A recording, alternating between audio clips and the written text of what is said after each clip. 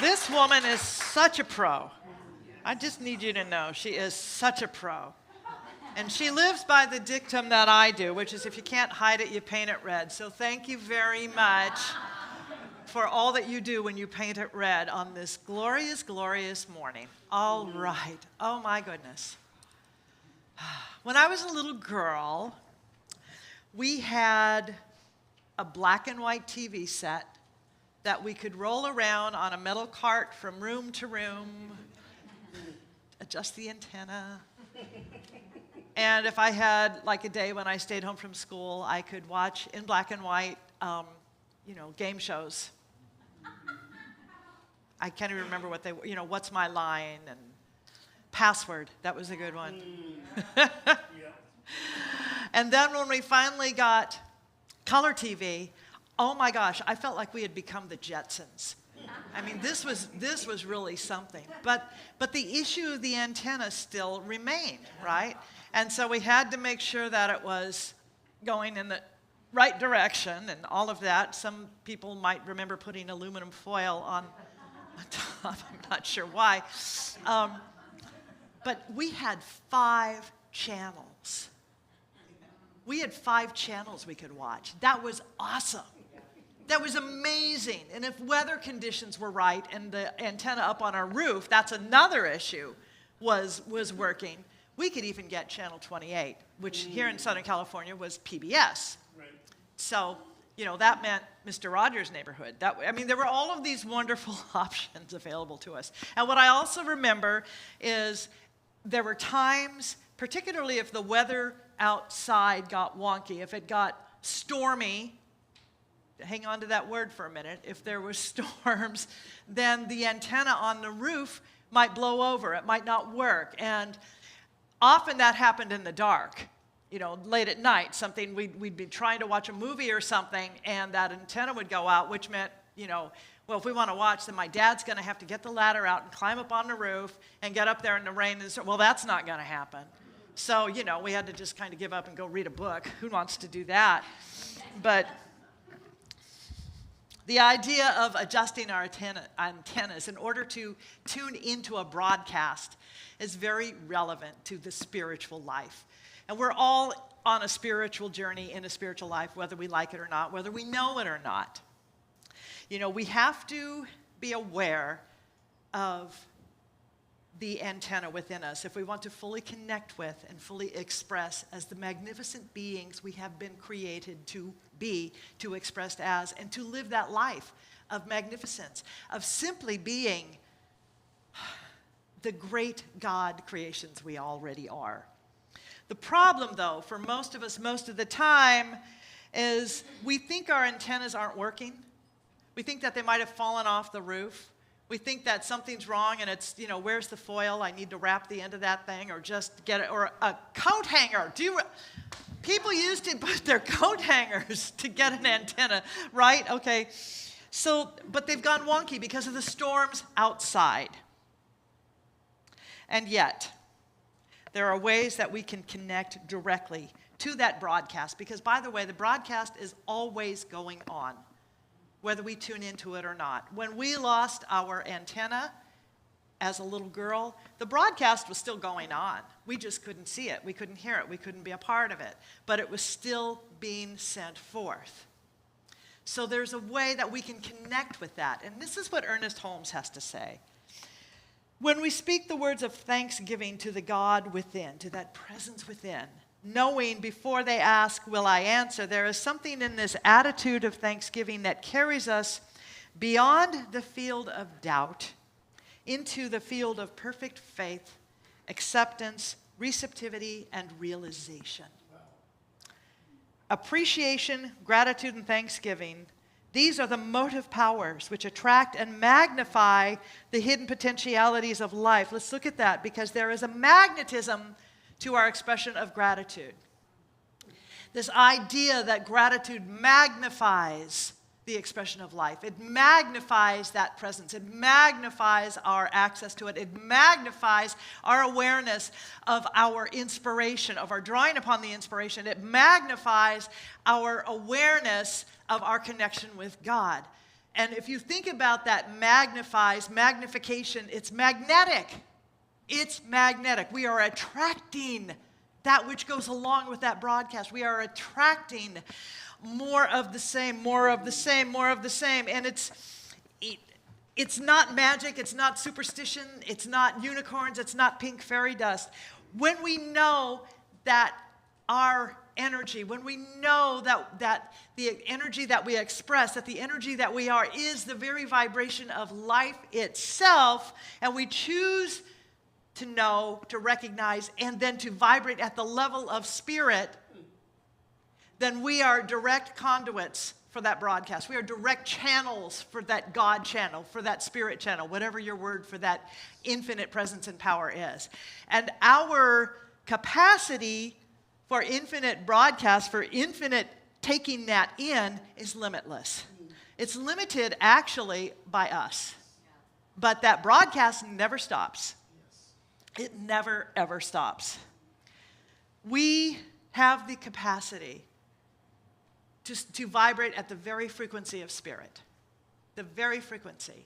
And how do we get there? You know, this is the thing, because we don't always remember the power that we activate with our feelings and our words. And this is really important because we are always activating a power of cause and effect. Cause and effect, it is done unto us as we believe. We are always activating that law of cause and effect with the very energy we bring into life. Now, it may be an energy of, oh my God, can you believe what they did now? Or it may be the energy of, oh my gosh, did you see my kitten? I'm so happy. It may be any of that or everything in between. But that is the energy that we are vibrating with, and absolutely we are going to be magnifying it, magnetizing it, and being part of that broadcast of spirit, or something that is perhaps less than loving, magnificent, positive, hopeful, and joyful. Do you see where I'm going? Sort of. Sort of. Okay, do I need to go back? When I was a little girl, we had a black and white TV. It is in the practice of aligning with that presence and power within that we become transmitters of the divine energy of God. We become transmitters. So this energy, it's quantum. It is quantum. You might have heard this idea that scientists have an effect on that which they are observing, simply by being observers. You and I have an effect on that which we observe simply by being observers, because we bring our perception to that. We bring our energy to that. We bring our sense of separation and anger, angst and frustration, or we bring our sense of possibility, hope, joy, love, connection, oneness, spirit, to all that we perceive, all that we do, all that we feel. So we are direct channels for the activity of spirit, the activity of God, the activity of love. Now, God isn't, so we're talking about God as presence, by the way, and if you've not been here before or heard this conversation, because I'm there a lot, we're not talking about a God of personality sitting up on a cloud keeping score and perhaps has fallen off his anger medication. That is not the God we're talking about. We're talking about an energetic presence of love that so beautifully, perfectly, harmoniously has created and sustained this entire universe that does absolutely keep the planets in their orbit. So here we are. Do you know if the Earth was 1 degree off in its rotation around the sun, it would affect the moon, and the sun is still rotating, it would affect everything else, and then the whole program just goes to hell, right? The whole design just goes, we're done here. But it is that kind of meticulous, perfect, divine, harmonizing order, by the way, not just with planets, but with you and me. Now, we are sentient, so we have the capacity to recognize that and affect how that works in our own lives, or we can be ignorant of that and still be at the effect of it, because the Spirit, God, presence, is no respecter of persons. It's not selective. It doesn't play favorites. It doesn't say, well, you know, Mary Catherine, I like you a lot better than I like Roger, so you get all the good stuff. That's not how this works. But to the degree that Mary Catherine is open and receptive, and to the degree that Roger is open and receptive, to the degree that any of us are open and receptive and willing to put ourselves in alignment with the vibration of good, of love, of possibility, then we all become infinite channels for the transmission of this love, of this joy, of this wholeness. Does that make sense? Yes. Okay, good, because I don't want to tell the black and white TV thing again. That's old. All this month, we are looking at the ways that we can rise up and reconnect with the truth of our being. How can we reconnect? Can we connect maybe for the first time consciously to Spirit's broadcast? We want to become part of the greater transmission of wholeness, of peace, of compassion, of love. So how do we rise up to that divine potential? How do we do that? How do we assume that? Here's an aside. I was at an ordination yesterday, and we were talking about this. When it was time to go into prayer, somebody said, okay, let's assume the position. And so, and we assume that position of gratitude. We assume that position of receptivity. We assume that availability to something greater than what we are, who we are, what we know, because we're always greater than we know. And if we knew, and we knew that our very existence on this planet had the capacity to transform all that we see, would we choose to use that capacity? I know I would. I can speak for myself. I would hope that other people would too. Because if we knew that we have agency and how we are going to perceive life and then move forward in life, would we use that gift? That's the question. November is a perfect month to learn and relearn our ability to transform and shift everything around our world, because November is the month traditionally we associate with Thanksgiving, with gratitude, with being grateful, with that activity. And I know that there are times, especially as a child, I got so tired of be grateful, be grateful, be grateful, be grateful. Oh my God, I have to be grateful yet again. Oh my God, what is there to be grateful for? And yet I know that there is so much more to be grateful for than there is to be angry about. There is so much more to be grateful for than there is to be angry about. And I know that it sounds like a lot of work. We're going to shift the world by being grateful. Man, does that mean I have to clean out my garage? Well, if you want, I don't care. You can move your furniture around. Charlie, I'm going to be moving our furniture around. You can do whatever you want, but yeah, trust me, he's going, again. Who are we going to hire? Because he doesn't want to do it. I don't blame him. But this is about, it's about us. It's the work we do within. And what I'm talking about here is the kind of transformation that starts very small. It is that when you take a stone and you throw it in a pond, those ripples begin really small, don't they? But as they move outward, they get bigger and bigger and bigger. And we are part of how that transformation begins, because those ripples, we are that, can grow and transform everything that they flow through, around, and as. That is what we are looking at. So we don't have to go looking for a pond or a lake. We can start right where we are, right here, right now. In fact, any time between now and right now would be an excellent time to start. Thank you, Dr. Mark, for using that phrase a lot. Because the most powerful and extraordinary broadcast agent there is gratitude. Without a doubt, it's gratitude. And it's, you've heard the phrase, be grateful in the midst of. Well, and that's what I'm talking about, is being grateful in the midst of. There are times when we cannot be grateful for what we're in the midst of. If I am in the midst of not feeling well, it's hard to be grateful for not feeling well. If I'm in the midst of perhaps observing what happens in the world of effect, politics, it's very hard to be grateful for that. However, I can be grateful in the midst, because gratitude is one of those things that is non-specific. It doesn't have to be specific, but it is an energy that is transformative, right? Do we get the difference there? Okay. So even more powerful than saying a simple word of thanks, which is really powerful, by the way, is to have a discipline of being grateful in the midst of the storms and all the various other broadcasts, that's what we'll call it, the other broadcasts that are happening in the world. But if we can have a discipline. I have a thing that I do sometimes when I wake up in the middle of the night and I'm thinking, oh man, can I get back to sleep? And it's a gratitude practice. And I will actually alphabetically start going through things that I'm grateful for.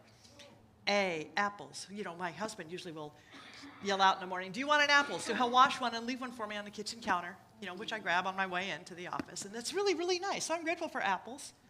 I'm grateful for all sorts of things that start with A.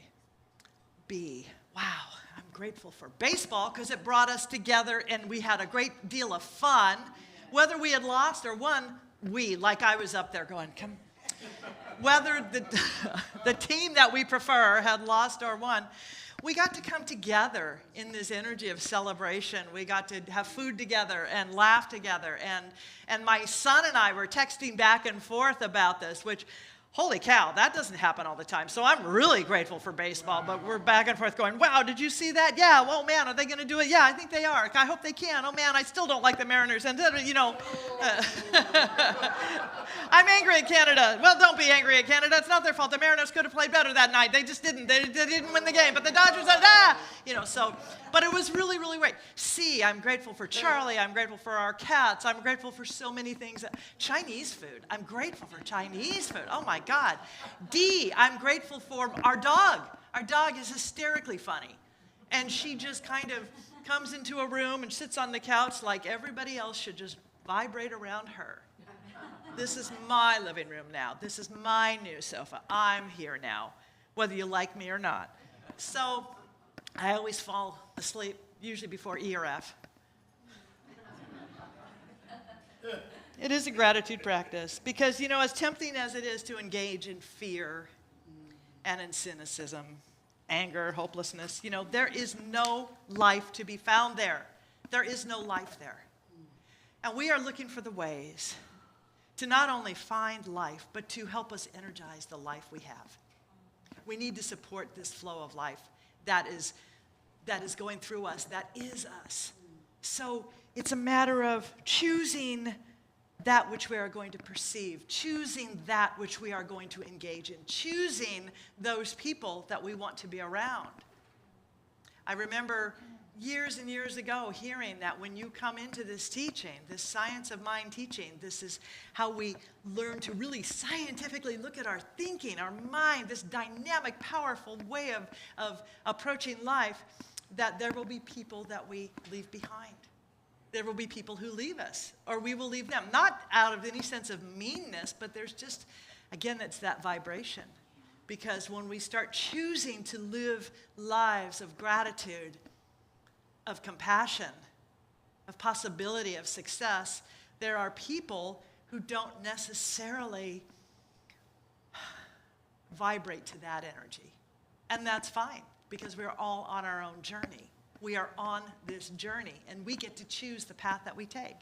And you know, the reason God is so big, this presence is so big, and the journey, there are so many paths to this place of knowing, of joy, of healing, of wholeness, whatever that is for you, is because there's so many of us here. The journey isn't going to ever look the same for anybody.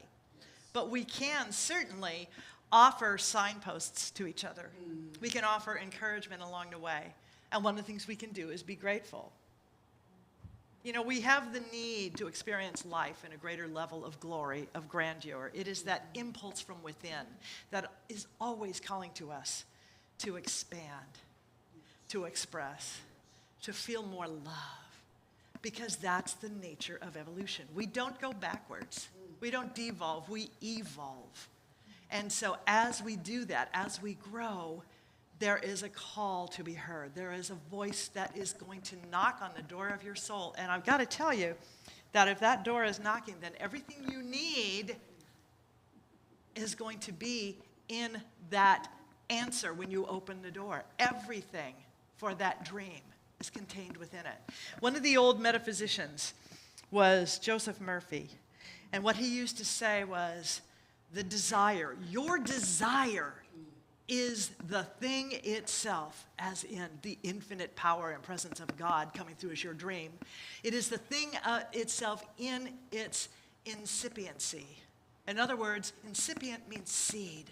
Just like that little tiny seed that turns into that big oak tree. Everything necessary for that oak tree is in that seed. Everything necessary for that desire. But are we saying yes, and are we grateful for the opportunity to say yes? Ooh, and to risk perceiving that good might be there on the other side of that door. Yes. Are we willing to do that? Yes. You know, life is found in joy. We are here to experience the glory. We are here to experience the delight, the color, the possibilities, the grandeur. And none of those qualities, which are all qualities of God, are going to be found in resignation. There's no life in resignation. Those qualities are never going to be found in hate. They're not going to be found in division or a daily discipline of resentment and resignation. I tried that. It doesn't work. I mean, you can do it, but I don't recommend it. There's no life there. So if we want to have a changed experience, we have to change our experience of the experience. Whoa. I just dropped a nugget, yes. So that's what you said. You said I was going to be dropping some nuggets of truth. Yeah. And it fell on crickets. I'm hearing crickets in it. Say it again. I don't know if I can. If you want to have a changed experience, we have to change our experience of the experience.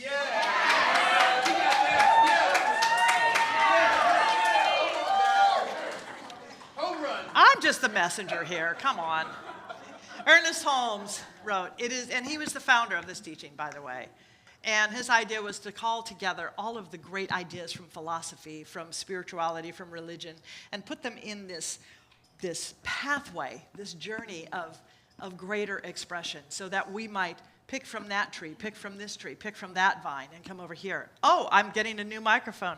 That's a demonstration of good. Is it on? Okay, so give me a wider circle of this, because I'm not getting much of a radius. Okay, thank you. So he wrote, it is within the power of everyone to completely change their environment and completely heal their body. Yeah. Whether or not he or she will do this depends entirely upon their own conviction and their own determination.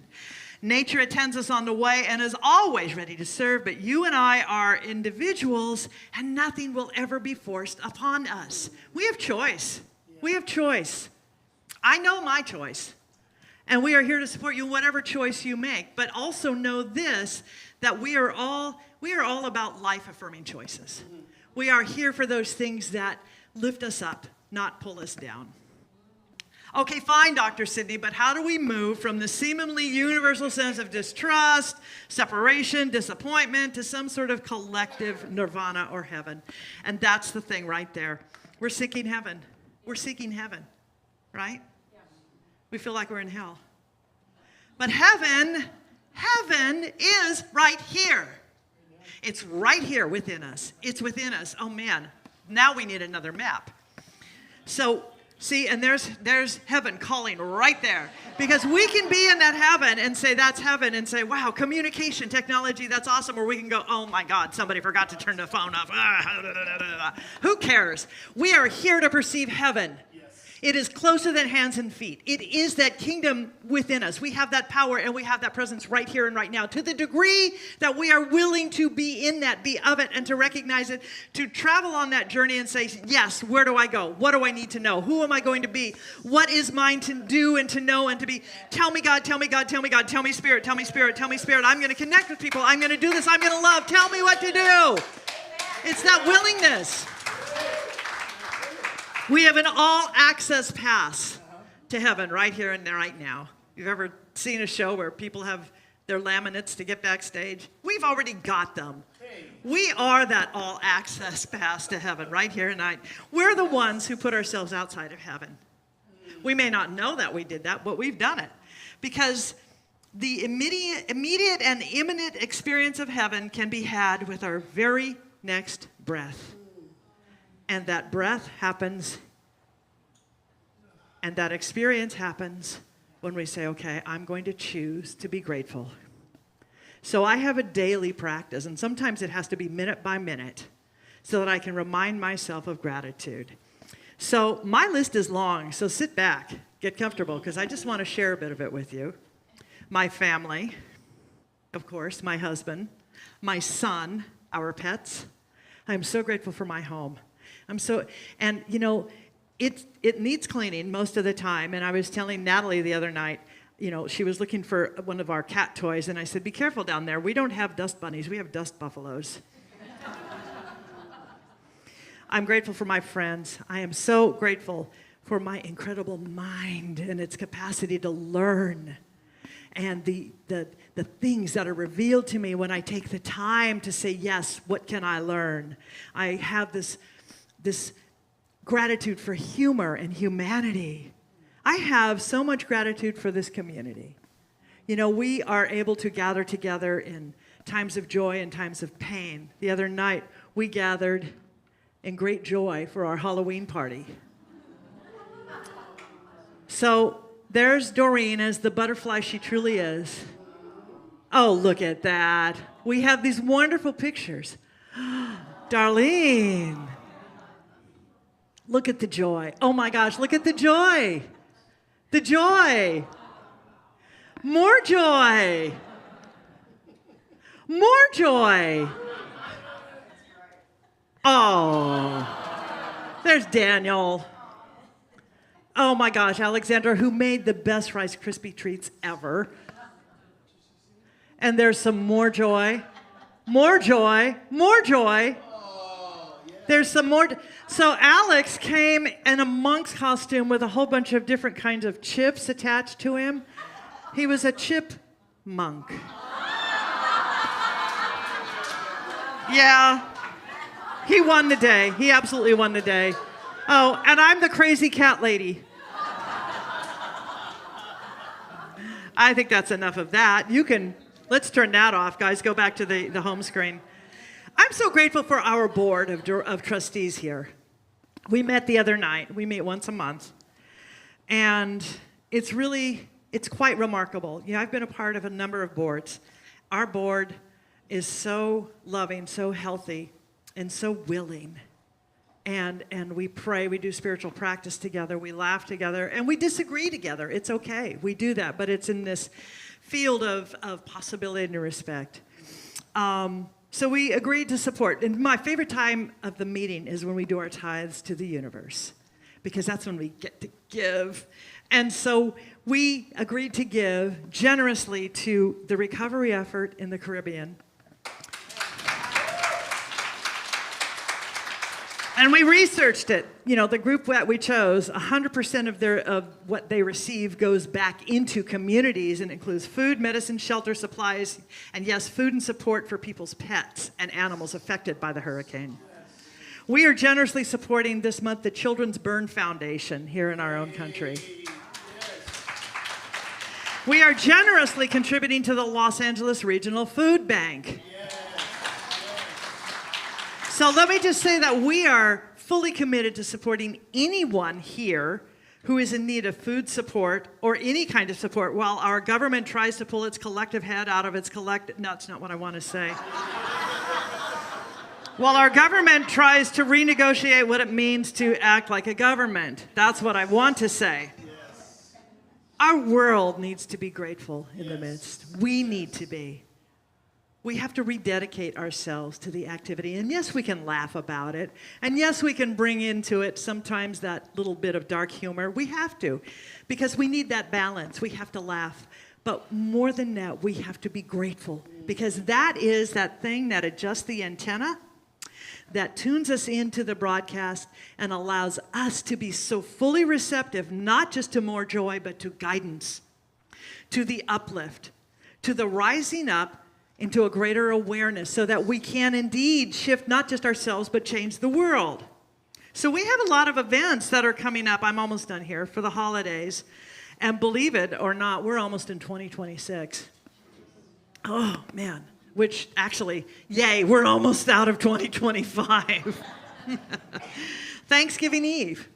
The night before Thanksgiving, we are having a special gratitude service in which anyone who attends, all of you, whether you're here or online, you have an opportunity to share those things that you are thankful for. And then we follow it up, because we always do, with pie.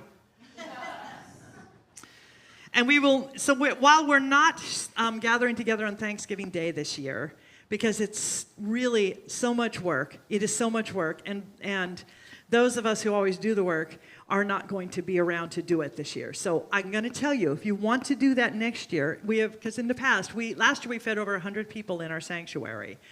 That's a lot of turkeys for Sydney to carve. That's a lot of stuffing for me to cook. It's a lot of mac and cheese for Reverend Skip to have to put together. But next year, if you all want to do this, I would love for you to create a team and then come to me later and said, hey, here's our team. Where are the keys? And I will give you the keys. But we can't do it alone. So it's a team thing. But in lieu of that, so we are having a Thanksgiving celebration the Sunday after Thanksgiving. It's a community potluck, everybody. Bring your turkey. I'm going to make a turkey. I'm going to bring stuff. We're all going to have the opportunity to celebrate Thanksgiving as a group out on the patio. So that will, we can just extend Thanksgiving for several days and do that. And at the same time, I want everyone to be aware that there are people in this community who might need someone to share time with.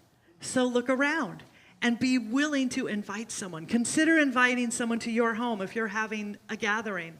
Or if you're someone who needs a gathering, ask. Ask. Because that's how God responds, is when we ask. Reach out. Reach out. And again, I cannot underscore this enough, that if you are someone in this community who is experiencing the results of the shutdown or the temporary halting of SNAP benefits, would you let us know? We will confidentially respond to that. We will support you. We have food. We have grocery gift cards. We will make sure, because no one in this community is going to go hungry on our watch. I promise.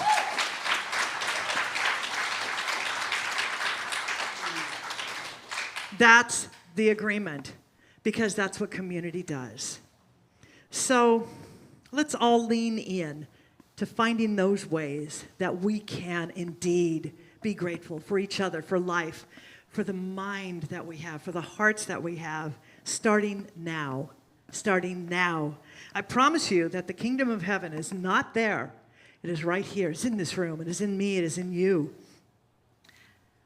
So let's start now. And again, any time between now and right now would be a really, really good time to start. Let's pray. Thank you. So in conscious recognition of the divine which surrounds and fills us, knowing God is everywhere equally present, Spirit is everywhere equally present, that love cannot be stopped, blocked, or in any way lessened,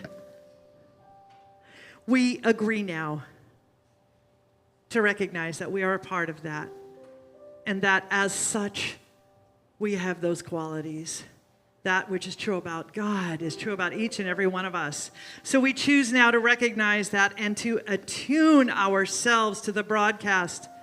It is a broadcast of gratitude. It is a broadcast of love, of compassion, of possibility, of remembering that we are divine beings in a divine universe that operates according to divine spiritual laws. We are spiritual beings in a spiritual universe, walking this journey according to spiritual activity, spiritual laws. So we choose now to rise up above any limited ideas of being limited as humans, limited as people, limited in any capacity at all. And we choose now to know ourselves as God knows us.